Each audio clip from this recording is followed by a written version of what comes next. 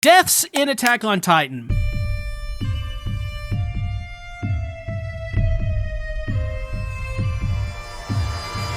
They're pretty crazy, aren't they?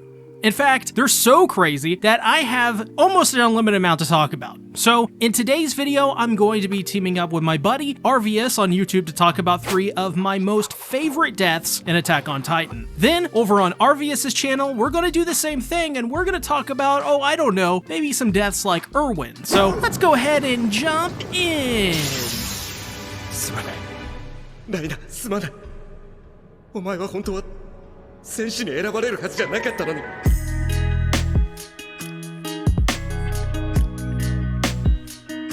Into today's sponsor, Surfshark VPN, the first pro weeb VPN, as dubbed by me, of the internet world. Say goodbye to all of those pesky Trojans, viruses, and hackers trying to invade your digital space. And hello to online privacy that's out of this world. Don't be like Todd here, who thinks he's slick searching for meat-related images of Sasha without a VPN. Trust us, the search engines are always watching. But don't worry. Surfshark VPN is here to save the day with an exclusive deal just for you. Enter promo code SeaTactics for 83% off and 3 extra months free. So put on your Surfshark suit and embrace a safe and secure online experience. When I think about deaths in Attack on Titan, one that I feel is particularly underrated is the death of Marcel. Because you guys may not realize it, but his death sparked like 800 other side stories. One of them being after he pushes Reiner out of the way, he is eaten by a pure Titan by the name of, oh, I don't know, Ymir. Hey, they'll remember you as a hero who fearlessly sacrificed yourself.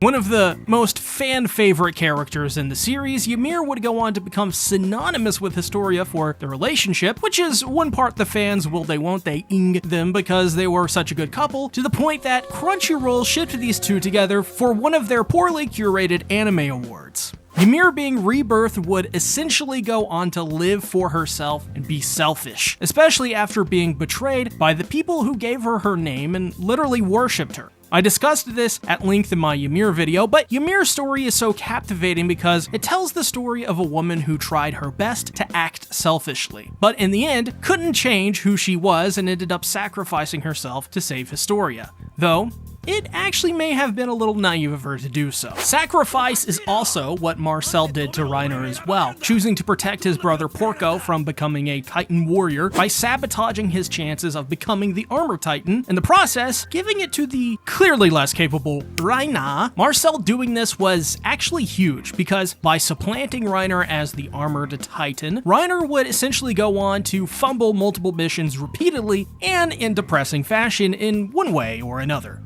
Behold! For Odin's son? You had one job. Just the one? Reiner was not capable enough of a leader to successfully flood out the founding Titan on multiple occasions. Most notably, years earlier when the initial attack on Paradise Island was played out, he flooded Shinganshina with Titans, one of which being the Titanized wife of Grisha, who then ate Carla, sad face, which would inspire one of the world's most terrifying villains ever.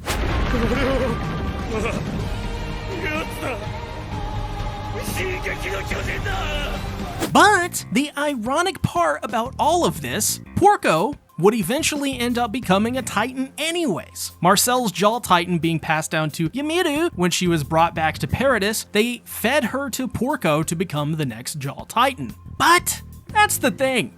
It seems that the Jaw Titan has a lineage of people willing to sacrifice their body and lives for someone else. This is similar to the Grease family as well, as Colt Grease would go on to pay the ultimate price to save his little brother, Falco.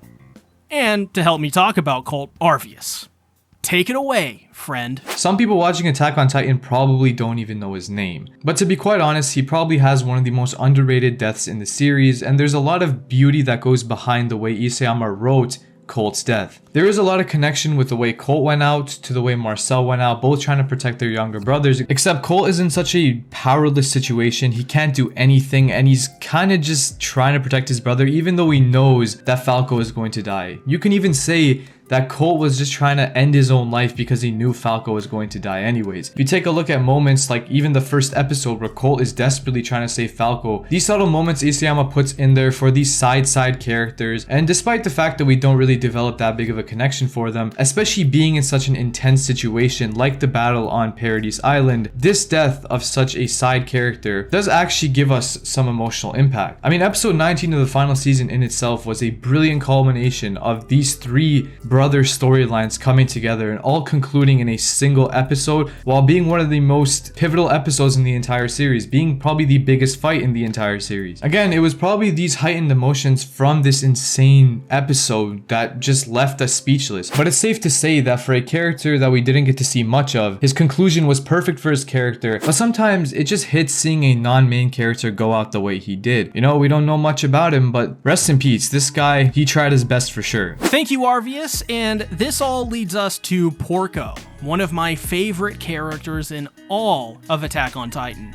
He continues the trend of sacrifice like Marcel, like Colt, like even Falco did for Gabby, though Porco's death is so important and probably the best death of the series because of the culmination of what it meant for Falco to eat Porco to become the Jaw Titan. By doing so, it put an end to the cycle of self-sacrifice with the Jaw Titan lineage. Marcel sacrificed himself to save Reiner from being eaten and saved Porco from becoming the Armored Titan. Ymir would then go on to selfishly sacrifice herself by ignoring the bigger picture to save Historia. Now, as the Jaw Titan, Porco in many ways was the most different Jaw Titan out of all of them. Porco became the Jaw Titan to essentially do the job the right way, or at least that's what his inspiration was, as he always hated Reiner's guts. He knew he was better than Reiner. Hell, everyone knows Porco is better at his job than Reiner was anyways. But for whatever reason, all eyes remained on Reiner.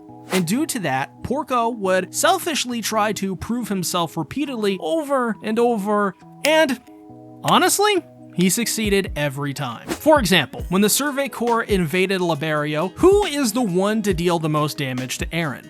Reiner? Wrong! It was Porco. He pretty much had Eren's number just like Lara Tiber did, as Porco simply outmatched Eren in pure speed and maneuverability. So, in that sense, Porco is more unique as he doesn't have some of these self-sacrificing tendencies. He's much more selfish like Ymir than selfless like Marcel, which is a key to the Jaw Titan. It seems to be split depending on the user between the dichotomy of selfish and selfless, which this leads us to Porco's more finer moments. So, Arveuss, help me out again. But of course, allow me to explain why Porco is more than just a punching bag. Okay, no, but I really do think it's brilliant how Porco went out still trying to be better than Reiner while also protecting him at the same time. But regardless, I think the way his character went out fit perfectly. But in this final season alone, we get to see this character change, and the way he goes out is a perfect climax to his character. Once again, as I mentioned with the Colt section, this whole sequence of deaths in the episode enhanced each other one by one, and as SeaTactics said, Porco shows both selflessness and selfishness in his final moments, which is a great paradox for the conclusion of his character. Like other characters in the story, he finally rests in peace when he lets go of his dream to be better than Reiner, and when he lets go of his dream to be better than Reiner, he's kind of being better than Reiner because he's sacrificing himself to save him. It's a brilliant paradox that Isayama decided to throw in there for a side character. Deaths with characters that we don't know much about and that we're not very connected with, when you really look deeper into it, have a lot more meaning and have a lot more impact. Thanks for the assist, Arveuss. I think that overall, all three of these deaths illustrate something rather bittersweet. The significance of these sacrifices lies not only in their impact on the story, but also in the way they explore the complexities of human nature and the lengths to which people will go to protect those who they care about. The ending of the cycle of self-sacrifice, selflessness, and selfishness in Attack on Titan is a significant moment in the story, and a part of it lies within these deaths. Porco's death starts to bring an end to the cycle of sacrifice that has been present throughout the series, as he had become the Jaw Titan in an attempt to prove himself better than Reiner, and his ultimate decision to let Falco become the next in line. Then, Falco's subsequent transformation to the Jaw Titan not only breaks the cycle, but also highlights the idea that sacrifice is not always necessary for survival. This idea is further explored in the series, where the characters are always forced to grapple with the cost of their actions seemingly constantly by the time the final season picks up.